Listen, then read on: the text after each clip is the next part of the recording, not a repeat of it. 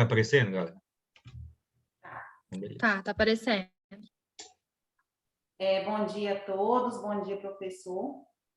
O nosso trabalho, eu vou dar início, né, à apresentação, é sobre a degeneração testicular. E eu vou deixar aqui uma pergunta. A degeneração testicular é um problema superado ou ainda um dilema?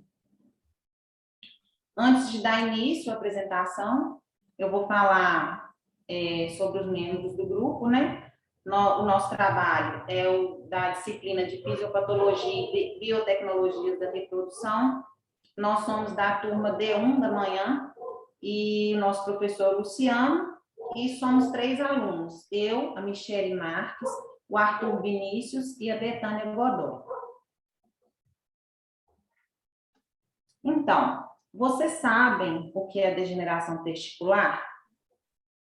Basicamente, é uma série de alterações, né, do parênquima testicular que causam disfunções nas células da linhagem germinativa. E aí, como consequência,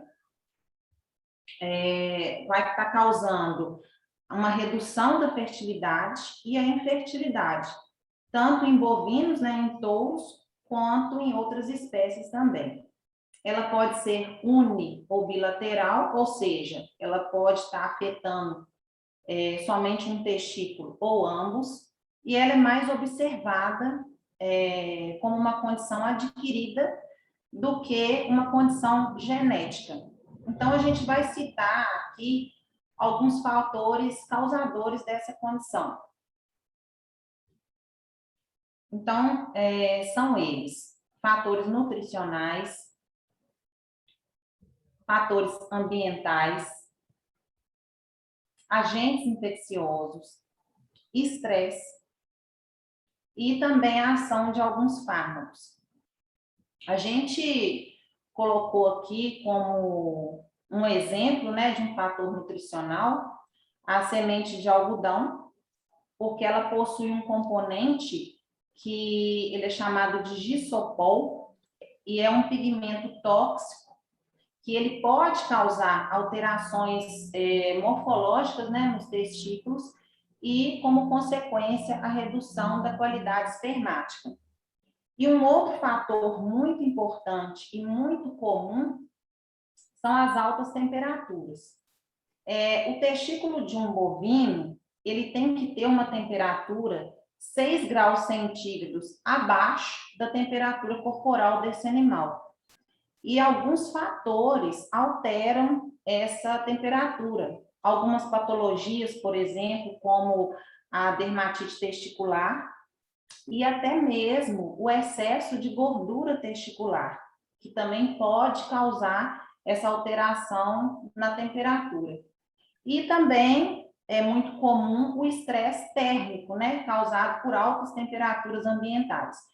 Todos esses fatores vão estar causando um impacto negativo aí na qualidade do sêmen. Então, agora a gente vai entender um pouquinho aí sobre o processo normal. A formação dos espermatozoides é chamada de espermatogênese e ela ocorre ali nos túbulos seminíferos.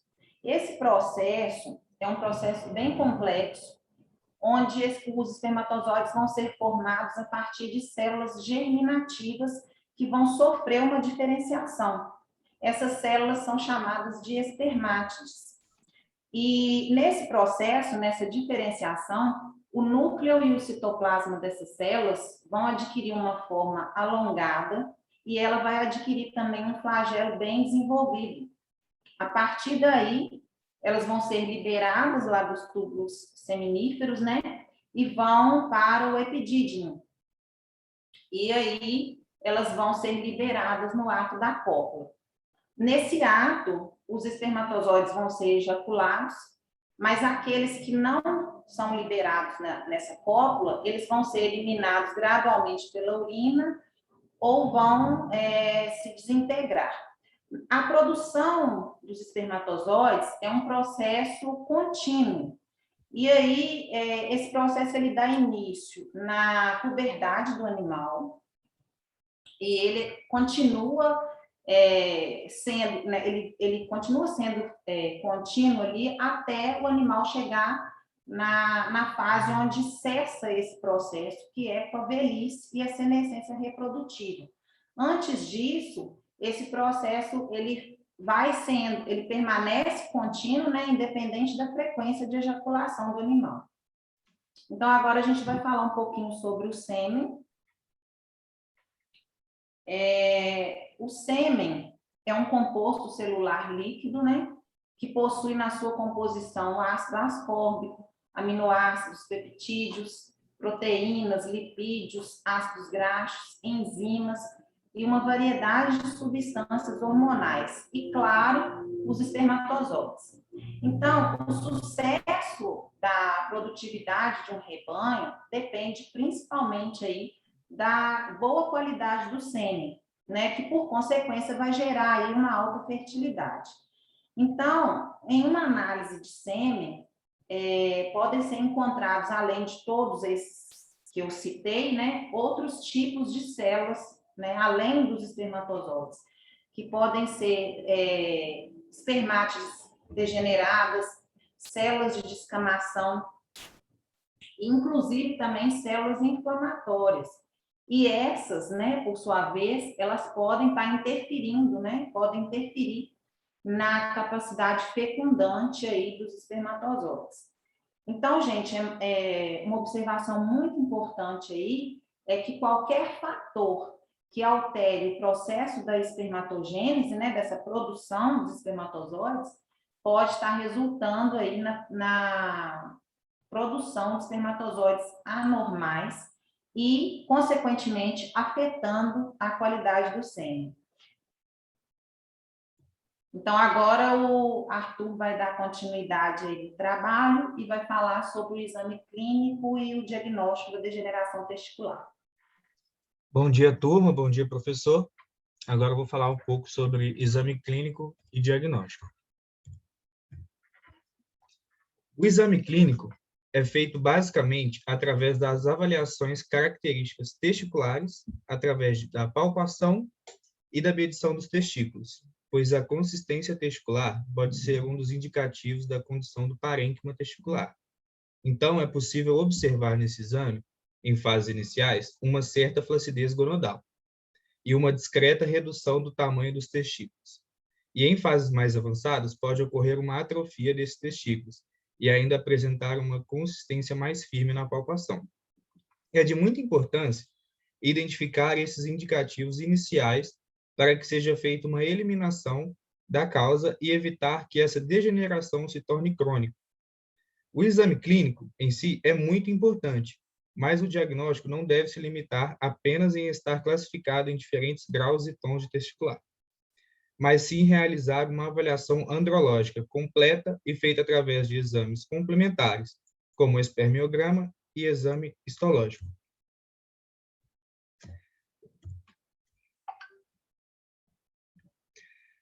No espermiograma, é possível observar uma baixa concentração de esperma, uma baixa motilidade e células com defeitos morfológicos.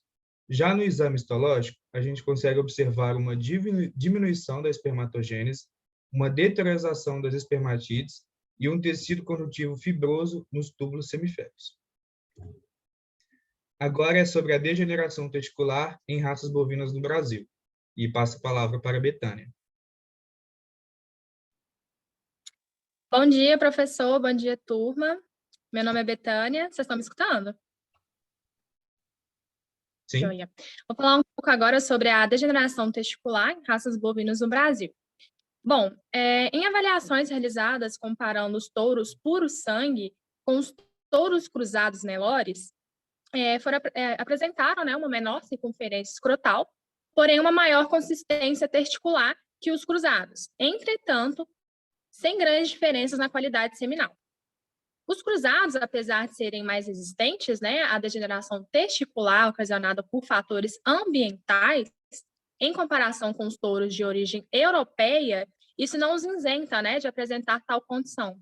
Criados a campo, os cruzados apresentam túbulos seminíferos com maior espessura na porção mais distal do testículo, mostrando uma menor agressão ao tecido espermático e uma maior atividade espermatogênica nessa região, o que destaca a importância, né, do processo de perda de calor por contracorrente para a manutenção da temperatura intratesticular em níveis abaixo da temperatura interna corpórea.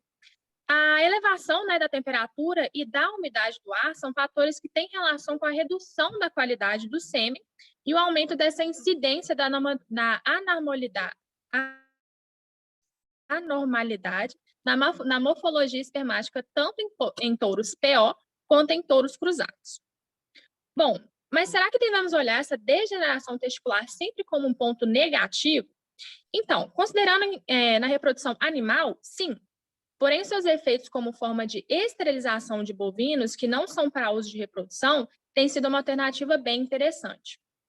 Há décadas, né, alguns fármacos vêm sendo utilizados para induzir essa inativação testicular, eles inicialmente utilizavam o ácido lático, que alcançava taxas de inativação de 75%, contudo os animais mantinham a libido, e seu uso se mostrou um pouco doloroso, né, no momento da aplicação, com formação de edemas e, com o tempo, a recuperação maior que o proposto para castrações cirúrgicas.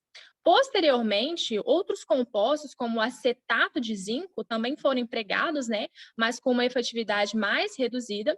Outro composto químico muito utilizado também modernamente é o cloreto de sódio, em injeções intratesticulares, em bezerros de até 20 dias de vida, e não tem apresentado, né, manifestações dolorosas significativas.